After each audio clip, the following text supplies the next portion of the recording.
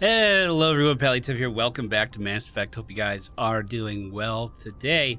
One very important thing to do in this game is to gauge your crew on how they're feeling. Not only will this allow you to deepen your bonds, your friendships, or potential romantic relationships with your squad, but also it's just good to get their opinion and their insight on some things that have been happening. Since we just completed one of the main story missions, I thought now would be a good time to check in with everyone on board and just kind of see how they're feeling. I know this type of episode won't be for everybody, or this type of segment, I don't think it will take the whole episode or anything, won't be for everybody, but it is important to do this, and it's important to me.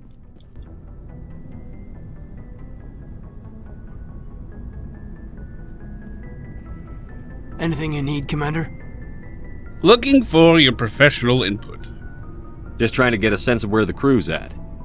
Thoughts? Is this an official evaluation, Commander? Or off the record? Off the record, soldier. Alright. Let's label it officially off the record. Got something on your mind? Straight up, there's something wrong with all of this. This Saren is trading people to aliens for some kind of lost knowledge. But we can't get backup from the Council? Sorry, Commander. There's writing on the wall here, but someone isn't reading it. I hear you. The Council doesn't want to believe anything's wrong. I'd call it human nature, but... I hear you. It just seems like a group that's been around as long as the Council should see this coming. Sorry if I got too informal. Protocol wasn't a big focus back in Bot. What do they train you for? Tell me about it. Biotic acclimation and temperance didn't last past the airlock. To the kids they hauled in, it was brain camp. Sorry, hauled in is unkind. We were encouraged to commit to an evaluation of our abilities so an understanding of biotics could be compiled. There are worse results of accidental exposure to element 0 in the womb. Beats the brain tumors some kids grew up with. Is there some question about how you were exposed? My mother was downwind of a transport crash. It was before there were human biotics, a little after the discovery of the Martian ruins. It only gets iffy around 63 when kinetics was running out of first-gen subjects. Until then, they'd relied on accidentals. A bunch of guys in suits show up at your door after school, and next thing you know, you're out on Jump Zero. Sounds rough. Jump Zero is a long way from home. What was it like? The grand gateway to humanity looks a lot better in the vids. But that's my own baggage, Commander. No bearing on this. You can talk to me, my dude. Alenko, there's no regulation that says you can't be friends with your commander. I appreciate that, Commander. I just don't want you to think that I'm a whiner. Besides, I've got my past squared away. See, we learned a little bit more about him, and that's good. I know our medic, the doctor, isn't a key character for us right now, but I think she has a bigger role in the second game, so we should start to get to know her a little bit. Yes, Commander? Is there something you need? Oh, I can ask about Kaidan. How well do you know the lieutenant? I'd never worked with him before this mission. But he has an impressive service record, over a dozen special commendations. Tends to keep to himself, though. Maybe because of the headaches. It's not easy being an L2. What's an L2? What does that have to do with it? Well, most biotics now use the L3 implants. Lieutenant Alenko was wired with the old L2 configuration. Sometimes there are complications. Like what? What kind of complications? Severe mental disabilities, insanity, crippling physical pain. There's a long list of horrific side effects. Kaidan's lucky. He just gets migraines. Migraines suck. I should go. Goodbye, Commander. Well, I didn't expect to gossip about Kaidan over here. I believe the majority of our remaining crew is down on the lower level. Yeah, let's head down. Ashley, how you doing? Commander, you have a minute to talk? Oh, of course, Ashley. I keep an open door policy. If you have any concerns, lay them on me. All right. I know things are different aboard the Normandy, but I'm concerned about the aliens, Vicarian and Rex. With all due respect, Commander, should they have full access to the ship? What do you mean? Don't mince words, Chief. What's your concern? This is the most advanced ship in the Alliance Navy. I don't think we should give them free rein to poke around the vital systems. Engines, sensors, weapons. You don't trust the aliens, huh? She had some weird comment about aliens not long ago, too. Oh, yeah, when we got to the Citadel, she said she couldn't tell the aliens apart from the animals or something. You don't trust the Alliance's allies? I'm not sure I'd call the Council races allies. We, humanity, I mean, have to learn to rely on ourselves. By mistrusting our ally? No, we need allies, Ashley. Standing up for ourselves doesn't mean standing alone. I don't think we should turn down allies. I just think we shouldn't bet everything on them staying allies. As noble as the council members seem now, if their backs are against the wall, they'll abandon us. Not necessarily. I don't see that as inevitable. Look, if you're fighting a bear and the only way for you to survive is to sick your dog on it and run, you'll do it. As much as you love your dog, it isn't human. Fuck no, I would not! It's not racism, not really. Members of their species will always be more important to them than humans are. Yo, I would die for Pepper. I don't give a shit.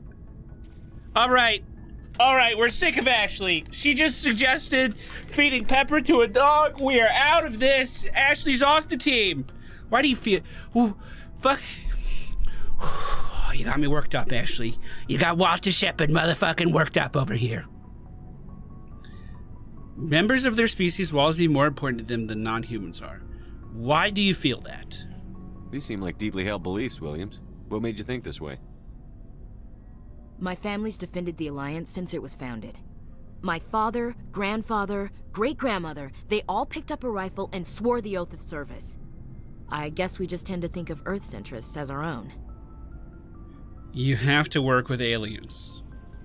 All right. I can see where your concerns are coming from, Williams. But this is a multilateral mission. You're going to have to work with aliens, like it or not. It won't be a problem, Commander. You say jump, I say how high. You tell me to kiss a Turian, I'll ask which cheek.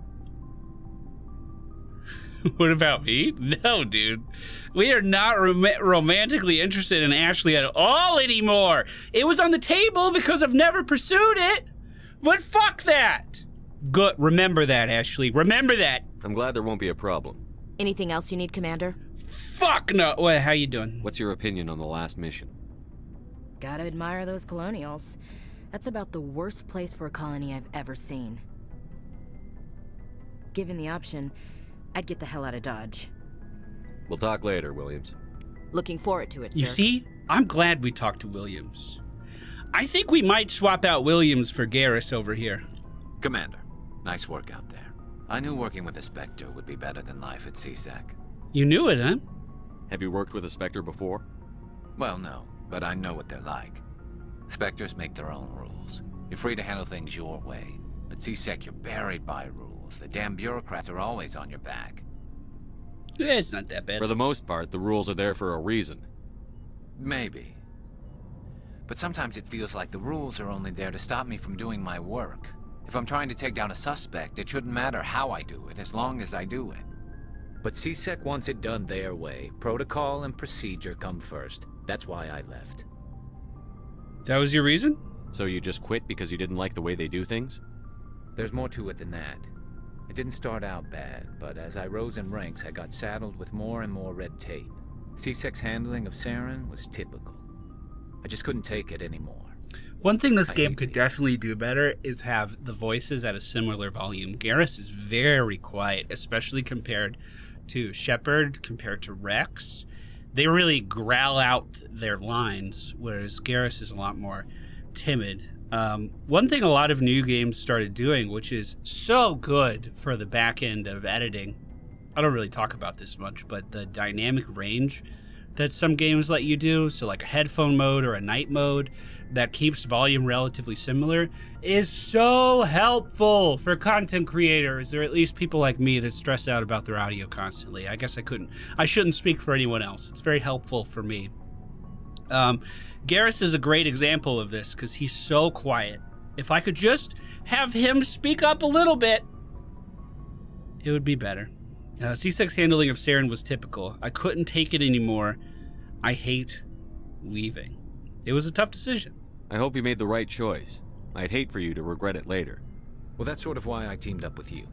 It's a chance for me to get off the Citadel, see how things are done outside CSEC. Either way, I plan to make the most of this. And without CSEC headquarters looking over my shoulder, well, maybe I can get the job done my way for a change. That depends. If getting the job done means endangering innocent people, then no. We get the job done right, not fast. Got it? I wasn't trying to. I understand, Commander. I didn't mean to fucking snap at him. God, that went so bad. Alliance Requisition Officer. Soldier? Hey, Commander. Looking for some extra supplies before you head out? What have you got? Whatever you want. Armor, weapons, mods. It's not standard Alliance issue, but that's not necessarily a bad thing. Well, as long as you don't mind paying for it. Why should I pay you for my weapons and armor?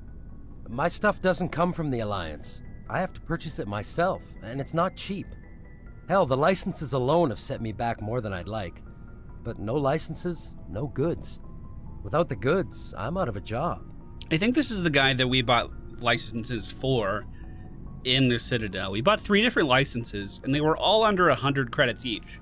So I don't really know what he's talking about. Let's see what you've got. You bet, Commander. Oh, fuck. All right, I thought I was rich as shit. I was sitting on 135 grand, and I was feeling good. But the first item we see is Krogan heavy armor, and it's going to set us back $190,000. That is kind of the most expensive thing here, though. Everything else is pretty affordable. Increases the maximum number of grenades carried by 1. Yes! Hey, Rex. Shepard, what can I do for you? What's your story, Rex? There's no story. Go ask the Quarian if you want stories. Kevin. You Krogan live for centuries. Don't tell me you haven't had a few interesting adventures. Well, there was this one time the Turians almost wiped out our entire race. That was fun. I heard about that. You know, they almost did the same to us. It's not the same. Isn't it, though? It seems pretty much the same to me. So your people were infected with a genetic mutation? An infection that makes only a few in 1,000 children survive birth? And I suppose it's destroying your entire species? I see your point. I suppose it isn't all the same. I don't expect you to understand, but don't compare humanity's fate with the Krogan. I won't. Sorry, Rex. I wasn't trying to get you upset. Your ignorance doesn't upset me, Shepard. As for the Krogan, I gave up on them long ago.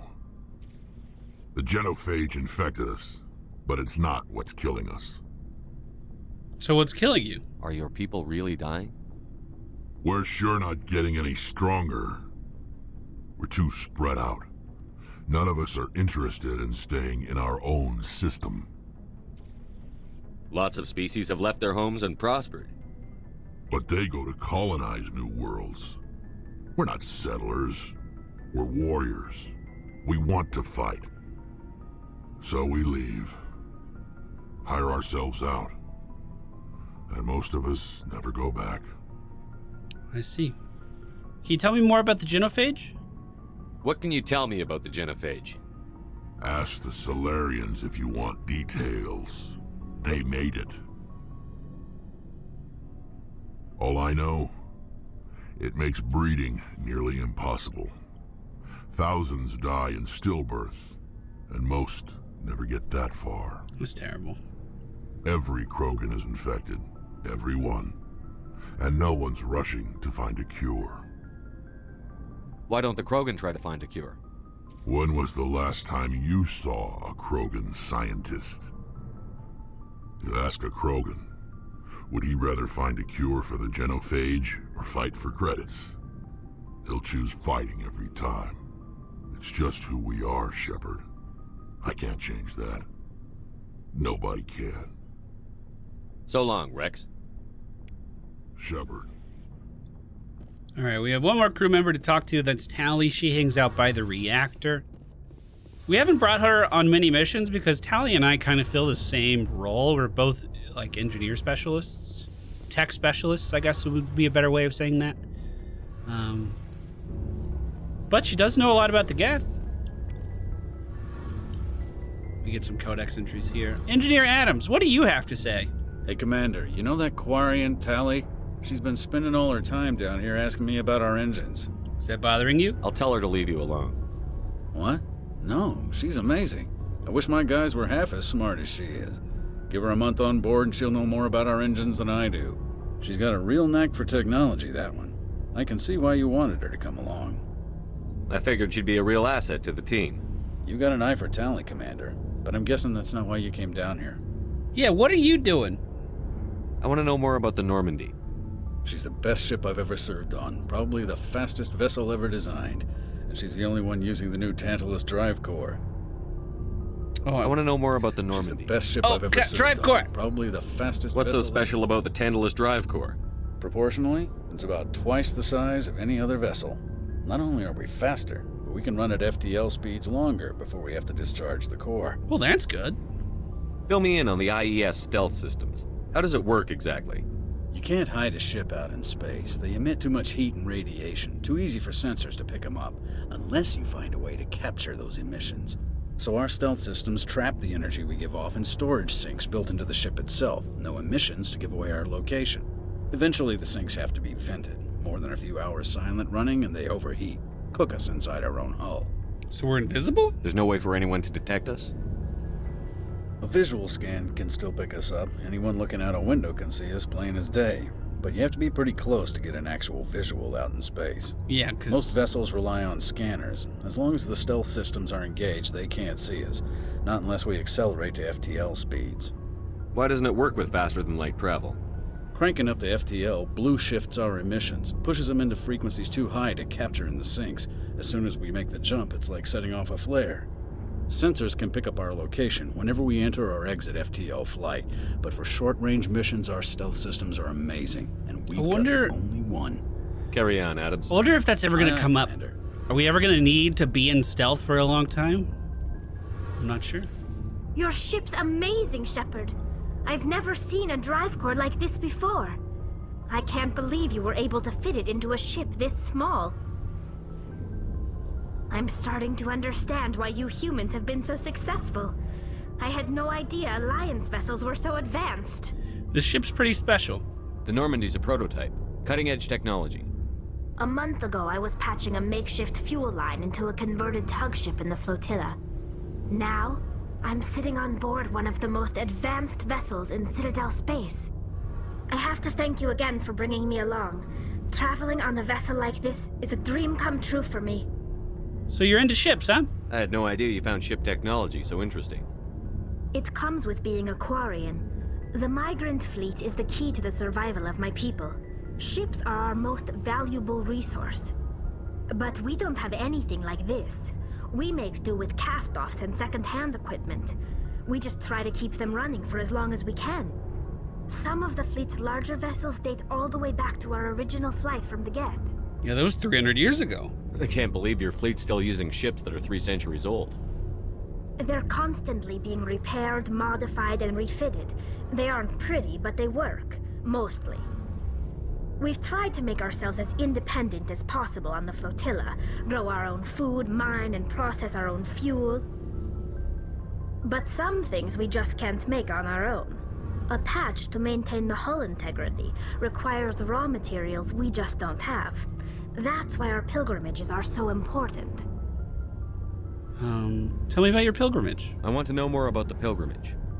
When my people reach maturity, we leave our birth ships and seek acceptance with a new crew. It's necessary to maintain genetic diversity among the fleet. But no ship wants to accept someone who will be a burden on them. So, to prove our worth, we embark on a pilgrimage. We set out alone, leaving the flotilla and our families behind us. We only return once we have found something of value we can bring back to the fleet. This is presented as a gift to the captain of the respective ship we wish to join. If the gift is accepted, we are welcomed into the crew. Do they always accept? It doesn't sound like it. Can a captain choose to reject the gift? That doesn't happen often. Most captains are eager to increase the size of their crew. It increases their own standing in our society. Oh. Even when a gift is not particularly valuable, the captain usually accepts it out of a sense of tradition. However, there is a stigma to presenting a substandard gift. It's not the best way to make a good impression on a new community. Most pilgrims don't return until they find something worthwhile. Sounds dangerous. I can't believe they just send you off alone. It's not like they just cast us out. Before we leave, we are given lessons in how to survive outside the flotilla, and given gifts to help us on our journey. We also receive implants to fight off sickness and disease. Generations of living in an isolated and highly controlled environment have left our immune systems weaker than most. By the time we leave the fleet, we are well equipped for the pilgrimage.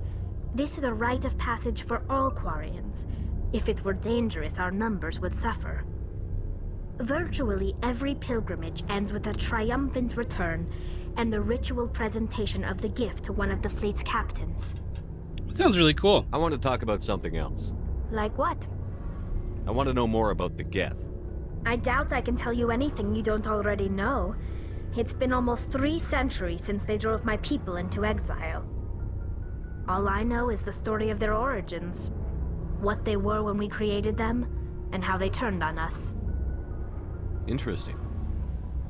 The Geth were originally created to serve as an automated manual labor force. Initially, their intelligence was as limited as any VI. Over time, we made small modifications to their programming to allow them to perform more varied and complex tasks, bringing them closer and closer to true AI status. Isn't AI research illegal? How come the Council didn't step in and stop you? This wasn't true AI research. We may have been skirting the bounds of the law, but we never did anything that was actually illegal. The changes were so insignificant, so gradual, that we were able to control them. Or so we thought. But one thing we underestimated was the power of the neural network. 1 million Geth thinking simultaneously created an inherently unstable matrix. Why did they turn on you? What made them rebel? As we built more and more Geth, their effective intelligence became more sophisticated, more abstract. One day, a Geth began to ask its Quarian overseer questions about the nature of its existence. Am I alive? Why am I here? What is my purpose? As you can imagine, this caused a near panic among my people. What did you do? It was inevitable the newly sentient Geth would rebel against their situation. We knew they would rise up against us, so we acted first. A general order went out across all Quarian-controlled systems to permanently deactivate all Geth. The Geth responded to this order violently. What did you expect? I mean, I feel like I want to say, what did you expect? I feel like Shepard's gonna, Shepard's gonna blurt out something completely, like, way more negative than the tone that I'm trying to go for. They defended themselves. I mean, that is true. You can't blame them for fighting for their survival. We had no other choice. The Geth were already on the verge of revolution. By acting quickly, we had a chance to end the war before it began. The hope was that most of the Geth would still be little more than machines, incapable of organized resistance. But they had progressed much further than anyone anticipated. Playing with fire. The war was long and bloody. Millions upon millions of Quarians died at their hands. In the end, we were forced to flee our own homeworld. We feared the Geth would pursue us, but they never came beyond the Veil. Now we drift through space, exile, searching for a way to reclaim what was once ours. Tell me more about the Quarians. Tell me about your people. Our lives aren't easy. Resources are scarce, and we are constantly on the move. Everything we do must in some way contribute to the continuation of the migrant fleet. There are 17 million Quarians in the flotilla, and each of us relies on the others for survival. The bonds among my people are strong. Unfortunately, we have had to surrender many of the freedoms and civil liberties other species take for granted. Like what? What kind of freedoms? Well, it's illegal for parents to have more than one child. If our population grows too much, it would strain our resources to their breaking point. Of course, we also can't allow our numbers to become too few. If our population is in decline, the rule against single births is temporarily repealed.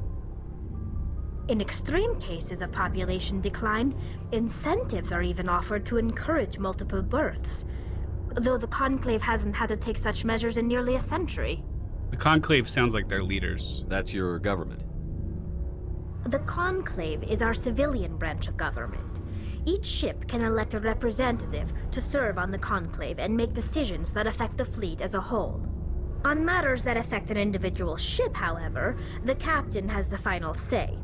It's a tradition that dates back to the early days, when the fleet was governed by martial law. Fortunately, most captains nowadays are smart enough to have an elected council from their crew to give them advice and guidance. You're democratic. So the ultimate power rests with elected officials. In practice, the Conclave and the respective council for each ship tend to set the rules that govern our daily lives.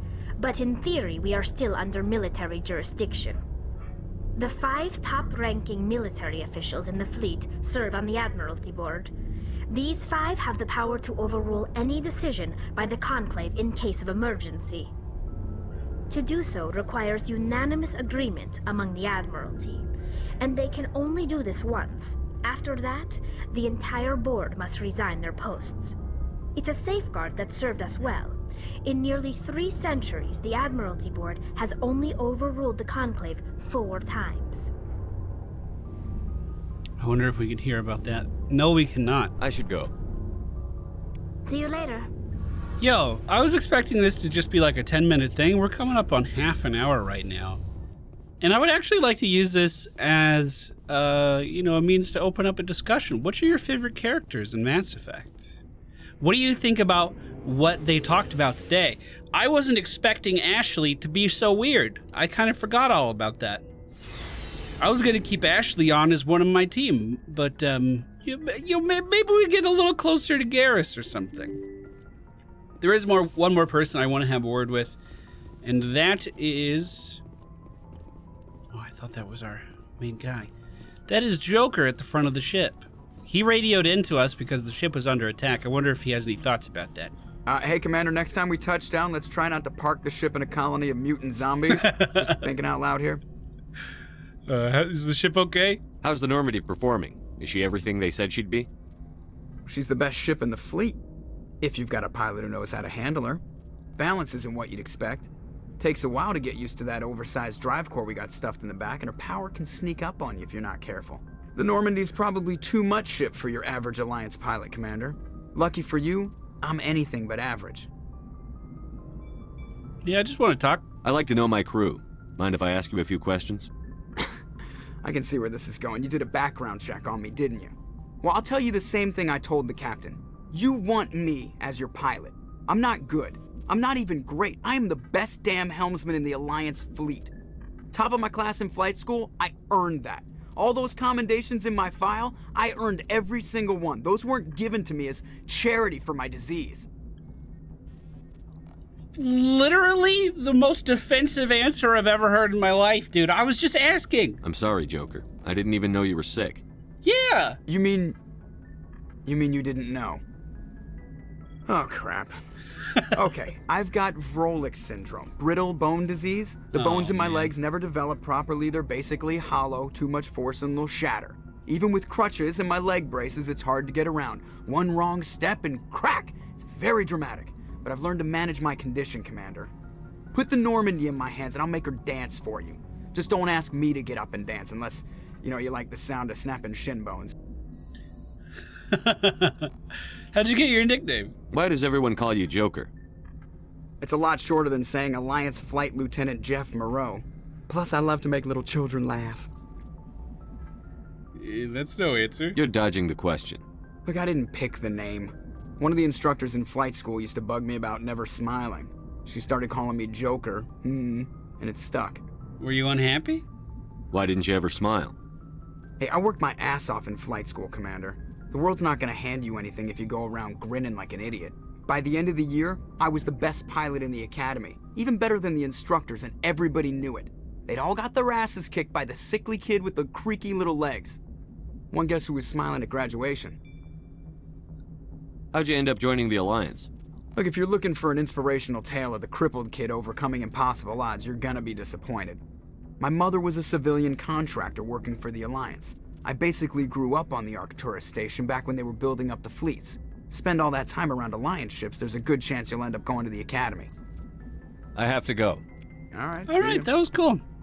I like getting to know people on board again, or I guess re-getting to know them, because it's been quite a few years. I know this episode is very different from what we've been doing normally, but I hope you guys enjoyed our talk with the crew nonetheless. We do have a varied cast of characters, that is for sure. I saw that there was a side quest, investigate the samples. This was the samples from Species 37 that was shipped off into space. So this would be a follow-up to the mission that we completed in the episode prior to this, one of the main story missions. So I'm going to head out towards investigating these samples in the next episode, but thank you guys so much for being here. We'll be back tomorrow night at 9 p.m. Eastern Standard.